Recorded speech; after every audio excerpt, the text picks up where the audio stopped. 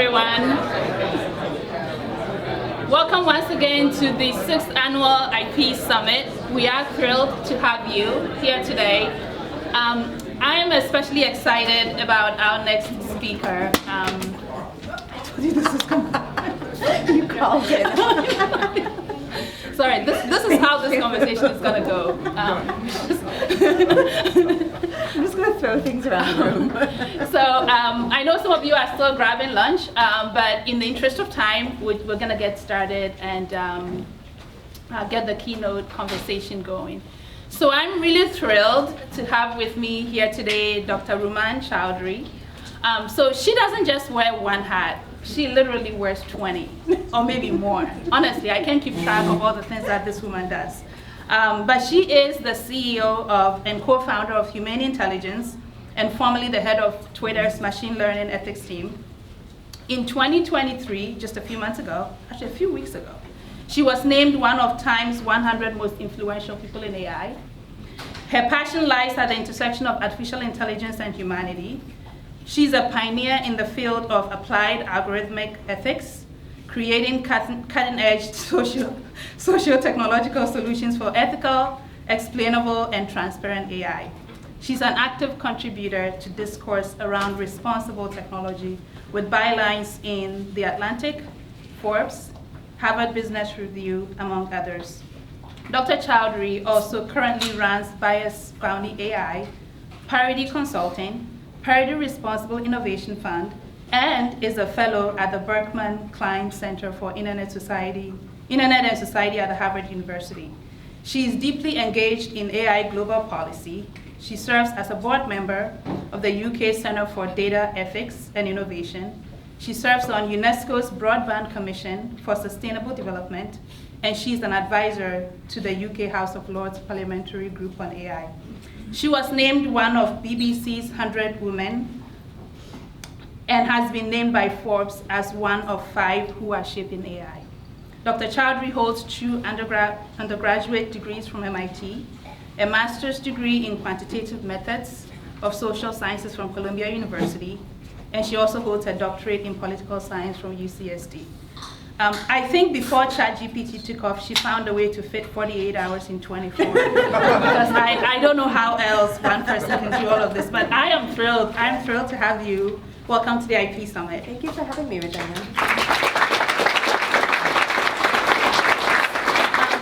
So let's kick off with really the tough question of your background. Can you give us a sense of maybe what drew you to AI? You've been talking about AI for a long time and talking about some of the issues you've been raising before it was cool, let's put it that way. So can you tell us a little bit about what drew you to this field and how your background both in data science and political science informs the work that you do? Yeah, so I'm a quantitative social scientist by background. As you mentioned in the bio, went to MIT. Actually, we were the same year. We were the same year at MIT. And my interest has always been understanding data to uncover patterns of human behavior. So so in my head, I've been doing the same thing no matter what field or industry I've been in. I'd say that I'm not born of tech. This is actually the third thing I've done with my life. I started off working in public policy and nonprofits. I worked for the Council of State Governments. I was an economist for a bit at the Conference Board.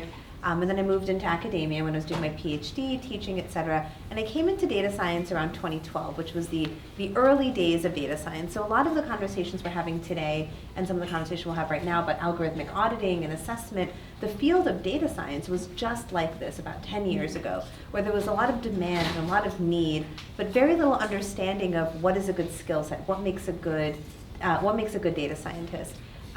So after that, I actually worked as a data scientist. I taught data science for a bit, and then I was brought into Accenture to lead their practice in responsible AI. This was 2017.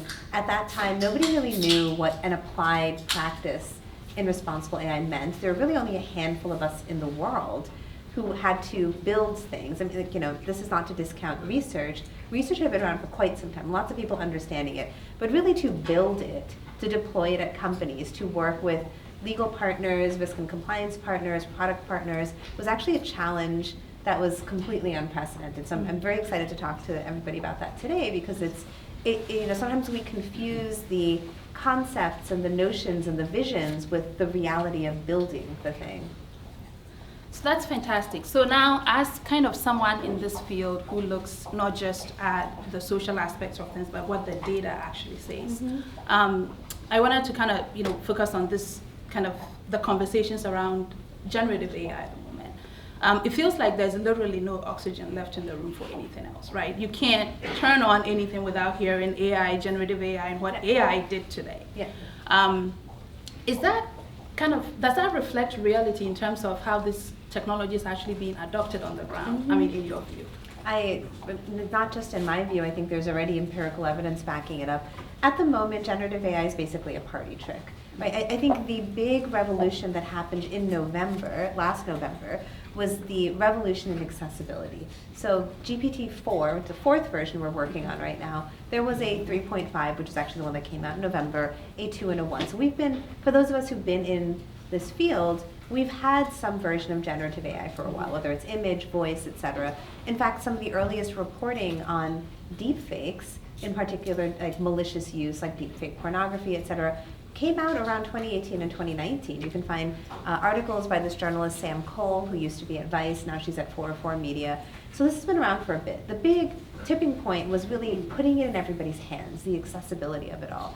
And you're right, like, what we've not seen is a massive adoption by industry. I think it was earlier this week, I think it was the CISO of Goldman Sachs was talking about how they're not really exploring using it in enterprise. There was a report that I saw that was written by a consulting agency where they looked at 150 different firms around the world, and only 1% of them responded that yes, they're looking at scale generative AI and LLM capabilities. So we've not yet seen that shift from a party trick to something people are fundamentally using in their technology.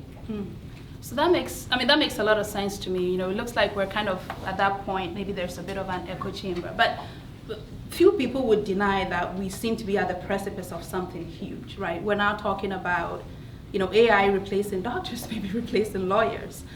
In terms of the capabilities of the systems we have now, should I be worried about my job? You should absolutely not be worried about your job, nor should people in medical professions, etc. There is so much that we do in our jobs that is actually quite human, right? And there is the rote tasks of the things you have to do, checking emails, writing things, but there are actually high-level capabilities and functioning that you do in your job that, frankly, AI will not be able to replicate. There is more and more talk of agentic AI systems, which a lot of groups are working on. Agentic AI systems would actually be able to take action on your behalf. So think of it more as like an executive assistant, right? And many of us are not put out of jobs because of our assistant. They help with scheduling, calendaring, maybe even writing emails, drafting documentation, right? But what they're not doing is replacing the high-level thinking, reasoning, right? Balancing things that are nebulous and sorting out undefined situations. Artificial intelligence completely fails in those situations. Yeah. And so you mentioned the Goldman exec who's saying, look, we're exploring this, but we haven't yet seen that widespread adoption. Can you give us a sense of maybe what's holding them back, right? What's the big challenge, really? What's the key issue? Yeah, and the consulting report that I referred to actually said the number one reason was concerns about data privacy, security, reliability, and responsible use. So there's a couple of things very specifically. Number one, it is yet unclear whether or not these models are trained on data that was legally obtained and whether or not there are copyright violations. Number two is that the output of these models are probabilistic. So therefore, it is not clearly predictable what the output will be. And if I'm trying to build a tool for a customer, I want it to be consistent and reliable, and these models right now are anything but consistent and reliable.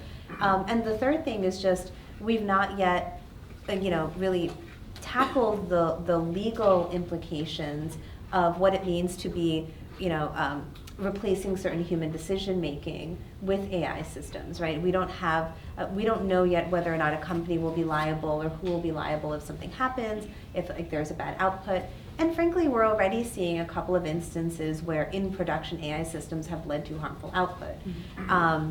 Just recently, a young man tried to break into Windsor Castle and kill the Queen because he was convinced by his AI bot girlfriend, by this company Replica, that who was sort of feeding into his delusions and fantasies about being some warrior who wanted to vanquish the queen. And he quite literally believed that his AI girlfriend was supporting him in this, and that led him to take this action. He was very vocal and verbal about it, that he's anthropomorphized her, really was helping him plan, etc. So we don't yet know. It's not that we don't know what the technology will do. We just don't yet know how people might misuse it. So that brings me to kind of this question about, and this is, I think, something that you discussed. So you coined the term moral outsourcing, to express your concerns around the way that we talk about AI. I mean, we can all laugh about, a young man who's in, entertaining delusions about his robot girlfriend. But we talk about AI systems hallucinating, and we kind of use terms as if they are kind of people, right? I wouldn't say my fridge hallucinated. So can you unpack moral outsourcing for us and what that does, to maybe us understanding better what this technology can imply? Yes, moral outsourcing is a dangerous manifestation of the mystique around artificial intelligence and technology, the technology that's being built by these companies. It is still fundamentally a technology like many other things, and yet in the literal language that we use, we personify it. We say artificial intelligence, will replace doctors. And in doing so, we're doing a couple of very dangerous things. Number one is, linguistically, we're putting the responsibility of the action on the technology, not on the people who've built the technology. So the companies get to be in this very comfortable position where if a bad thing happens, they can say, oh wow, the AI did a bad thing, point over there. And yet, when revenue comes in, the AI is not getting money from their sales, right? So what they get to do is really outsource the moral decision making and the moral responsibility by linguistically training all of us to talk about this artificial intelligence system as if it is acting of its own free will. The second thing that does is, in that sentence, there is no human, right? AI is replacing doctors, except for the person receiving, the doctors that are being replaced. And in doing so, it perpetuates this dangerous narrative that has no human agency. So in that picture, human beings have not done anything, even though that's untrue, right? Human engineers created some AI system. Human engineers determined what's called an optimization function of the system. And human beings implemented a medical technology, let's say, that identifies cancer from X-rays, right? The AI system did not independently desire to go cure cancer. A human being decided to go do that. When we craft a sentence as if artificial intelligence is taking action, we act as if it has free will. We've also removed human beings from the situation, which is actually simply untrue. Interesting. So shifting gears a little bit, I think it was in August or maybe in June. Earlier this year, your company, Humane Intelligence, brought together, I think, 4,000 hackers in Las Vegas to intentionally break AI systems by OpenAI, Google, Anthropic. Do you just like breaking stuff? I do, actually. It's just funny because sometimes when I do, so I hate hearing my own bio, so sometimes I'll be like, hi, I'm Rumman, and I like to fix things that are broken.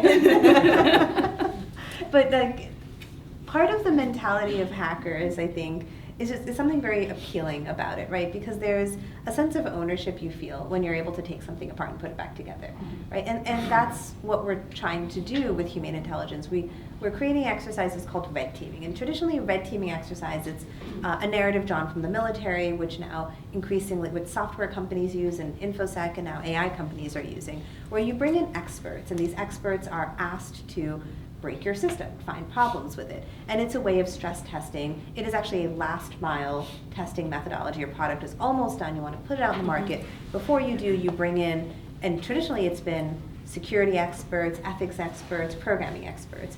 But as we think about general purpose models, right? So a model that should be able to give you math lessons, tell you how to fix a flat tire, and also discuss the Holocaust in depth. An expert is not a programming expert. An expert is somebody who understands the history of the Holocaust, right, how flat tires are fixed, right, and all of the above. So bringing in regular people is what we're trying to do with Humane Intelligence. And as we structure these red teaming exercises, there's sort of two benefits to it. One is that we're gathering input and information to improve the robustness of AI systems. Two is that every single time we host these events, people leave saying, oh, I understand how this works. It's really not magical. And frankly, the second is really, that's my personal goal. That's excellent. So do you think, and this is kind of just an off-the-cuff question, so then, as maybe lawyers, business leaders, others that are engaged in the act of really trying to design policies to govern AI, that we should be effectively not necessarily red teaming, but like getting into the tech and trying to really, not think AI is hallucinating, but maybe just made a stupid mistake? Yes, certainly.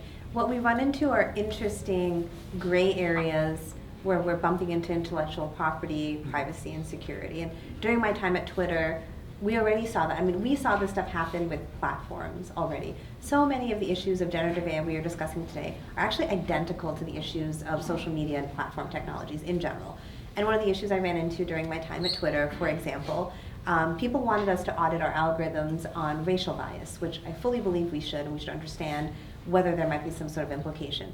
However, nobody wants, and Twitter shouldn't have, the demographic information of every user on Twitter. So how are we supposed to do this? The second thing that would happen is, let's say we have external auditors coming in to assess our models, which is something that's happening with the Digital Services Act, right? Due to our FTC decree, we sunset our data after 9 months. So if we're looking at a model that was trained on data previously, we're only able to go back 9 months.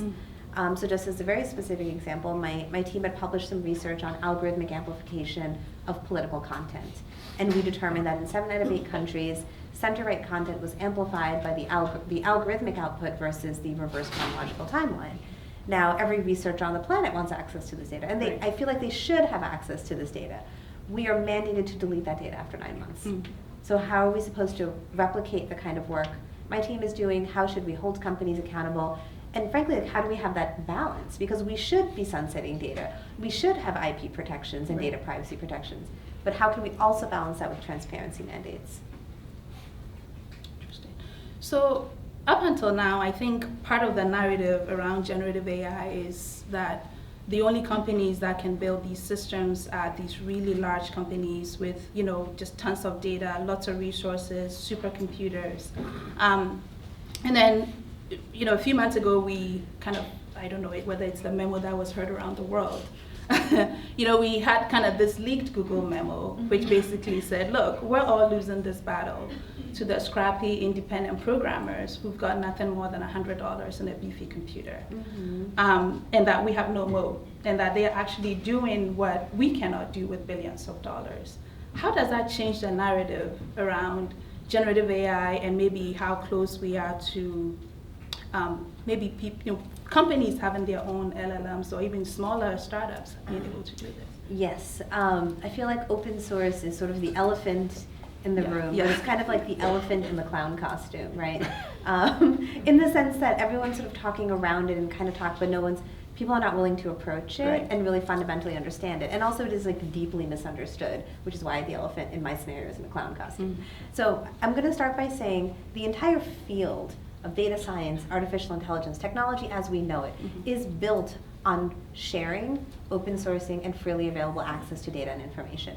The reason why literally 10 years ago we barely knew what a predictive model was, and today we say things like large language model as if it's just common parlance, is frankly because what Silicon Valley did that no industry ever did was literally say, everything we have, you can have it. The code, have it. Data, yeah, sure, here's some data for you. And that was deeply revolutionary to share what is essentially your intellectual property. Traditionally, a company would say, I'm not going to put my code out there because then other people will have my secret sauce. And it's so interesting to see these companies flip the model. And by doing so, and by giving anybody around the world access to their code, they enabled a world in which people became smarter, they upskilled, and they moved into this industry in mass. So now we're in the world of, this there is no moat memo. So again, I'm gonna make a parallel to platform world. Right. Last year, as Twitter was imploding, every armchair social media expert would say, oh, I can build a social media platform in a weekend. How hard could it be to make Twitter?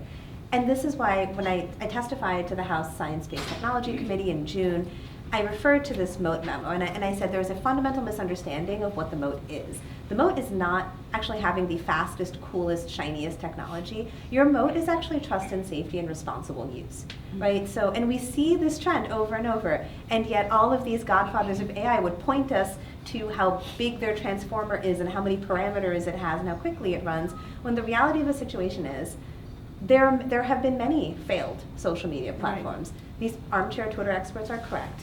Anybody can make, as a Saturday project, a peer-to-peer messaging system that's open to the world. Why are we not all on 20 different social media platforms? Well, because what we want is not peer-to-peer messaging technology. We want the culture, the community, and we want the reliability of use. We want to know we can go on there and not be harassed. We know we're going to see content that's interesting to us, and that requires a lot of effort. So with large language models, the barrier to adoption, going back to that report I was citing in the beginning, is actually the fact that people don't think they're reliable and safe. So as we go into the open source community, the hardest thing for open source to do, and again, going back to platforms, we're seeing this with decentralized social media, is moderate. So everybody said we were all going to move to Mastodon. Everybody said we're all moving to Blue Sky. And every single one of these little node instance owners who went from having 10 people in their little group who chatted to 1 million people who now have to deal with hateful content, harassment, violative speech, all throw up their hands and they're like, oh my God, this isn't my day job. Right. Like, I don't want to look at this. I don't want to do this. And they did things like shut down their nodes. So while open source is going to be an interesting player in this game, the moat is not their technology. The moat is reliable use. Excellent. So I think you actually kind of teed up my next question, which is let's talk a little bit about regulation around this technology. So in your testimony to Congress, and I'm going to give you a quote that you gave to Congress, it's important to dispel the myth that governance stifles innovation. This is not true. In my years of experience delivering industry solutions and responsible AI, good governance practices have contributed to more innovative products. Can you unpack that for us? Because there are lots of people who think that the regulation is here to put a stop to this. Right. Well, or at least slow it down. Yes. I have had more clients say no to adopting AI systems rather than because of a lack of understanding what the legal ramifications would be, than to just charge ahead. In a world in which we lack regulation, like a risk assessment approach would say, well, there's reputational risk, right? So now we live in an era of like very high reputational risk as it comes to AI systems. And independent of understanding where the boundaries are and where you can safely play, frankly, most companies don't want to adopt these systems. It is not worth it for them to risk their client base, especially companies that are B2C, that are customer facing. They definitely don't want to adopt anything that will put them in the media in a negative light. It's simply just not worth it for them. The phrase I used in that testimony was brakes help you drive faster. And it really, I think, helped a lot of people understand what I mean by that phrase, by the regulation does not stifle innovation phrase. So we drive at very fast speeds on the highway, on roads, et cetera, because we are confident that we can stop our car. Right? And this is the purpose that reliable regulation serves. So I know how fast I can be going because I know I can slam on my brakes when I start to hit a wall. If we did not have brakes in our car that were functional, if they were not reliable, we would all be creeping along at 5 miles an hour. And that's actually what's happening. Like in the very beginning of this year, like there's no oxygen in the room. Right. That's correct. But the oxygen's being taken up by what? Right? Speculative visions, more money going into fewer people's hands. That's actually what the narrative is. I've seen very few narratives of here's an actual practical thing that we have built, a problem that we have solved. I think in the last year I can really only cite a couple. One is SynthID, which was a watermarking methodology built by DeepMind. Another one was AlphaFold, which was a protein folding methodology. And maybe like a few on like weather predictions. And that's it. Everything else, as I mentioned, has been a party trick. Oh, cool. Party tricks people. So talking about kind of regulation of this technology, there seems to be a tension between, well, I don't know if it's a tension necessarily, but conversation certainly around the best way to regulate this technology. On the one hand, life would be a lot simpler if we all had one global umbrella regulation and everybody just kind of did the same thing. There's good, a good opportunity to homogenize this technology across different platforms across the world. at the same time, there are concerns around, well, we need to have kind of local regulation because what's your view on it, having been involved in regulatory actions or regulations around, in UK, in Europe, and maybe in the US? Yeah, I mean, this is the topic of conversation right now. In every room that I'm in, I'll also add that global governance is a conversation, national, local, right? Mm-hmm. And the thing to parse out is what is the appropriate thing to be assessing at what level. And I've been noodling this a bit, tap into my political science brain for a minute, right? And so it is good to have a diversity of policy. It is good that in different states in the US, they have different tax laws or they have different ways of approaching certain things. Where things become difficult with artificial intelligence is some of the implications of the technology are socio-technical, so they're sort of broad-based, impacting huge swaths of people or all of humanity, and also they're generalizable across the whole world. One way I think about this is I ask, what is the climate change of AI, right? So what are problems, so what should global governance do? Global governance should tackle problems that are at the magnitude and difficulty of climate change. In other words, they cannot be resolved by one company or one country. They cross borders, and also they require a collective action in order to solve the problem. So with climate change, for example, the people living here had to suffer bad air because of fires happening in Canada. So it does not matter what your country decides to do, it matters what everyone else is doing as well. So tackling that versus how do we get the contextually specific understanding to understand, okay, well in India, caste-based discrimination is an issue. How do you ensure your models are not instituting caste-based discrimination? In the US, we have different ways of understanding and defining discrimination as it relates to the cultural, legal, and social history of this country. That is not something, I believe, should be handled at the global level. But right now there is just so much confusion and so much noise. And frankly, there's a bit of a land grab happening. Everybody wants to govern because then they have some sort of power and ownership of a technology that they feel is actually outside their grasp. So speaking of kind of the global regulation that rises to the level of climate change, if you had a magic wand, if you could wave a magic wand, right, and codify the one key regulation maybe around the world, what would it be? Oh gosh, I don't know. One key regulation. That's a hard question. We didn't rehearse this one. No, it's fine. Well, no, we could. I mean, no. I'm like, oh no, I do want to answer this. Like, what is the one thing? I think one thing that would make it's not really a regulation, but one desire would be some degree of interoperability of standards, right? Because we're suffering through this in the privacy world, right? Where so security and privacy are sort of the older cousins of responsible AI, right? So we saw the security world go through this, we've seen privacy going through this, and one of the things that have been, one of the common themes has been a lack of interoperability. Mm-hmm. One of the reasons we see that in responsible AI is we lack an authoritative body or group. So it's not that we don't have standards, we have a million standards, mm-hmm. and any person with an opinion writes a standard, because we don't have the body that decides this is the standard. I know ISO exists, I know all these groups exist. ISO, in many circles, doesn't have legitimacy to be making decisions on socio-technical output, right? But who is that group? So I'm going to ask one more question, and then I'll open it up to the floor. So please get your questions ready. So, this room we obviously have students, but we also have a lot of company leaders. And I'm sure for a lot of the business execs, GCs, lawyers in this room, their CEOs are knocking on their doors, like, when are we going to roll out generative AI? Mm-hmm. What's your advice to those business execs who are facing that kind of pressure right now? It's the same advice I gave every exec of every Fortune 500 company when they ask you the same question in 2017. Figure out what your customers want, right? We saw this is like the chatbot craze of 2016 and 2017. And we literally were using the same words, digital twins, online avatars, etc. We have none of them now. Mm-hmm. We saw the metaverse be a colossal failure. And frankly, it's because we have not explained to people why this is of use to them in their day-to-day life, right? People care about getting their children to school, paying their mortgage, etc.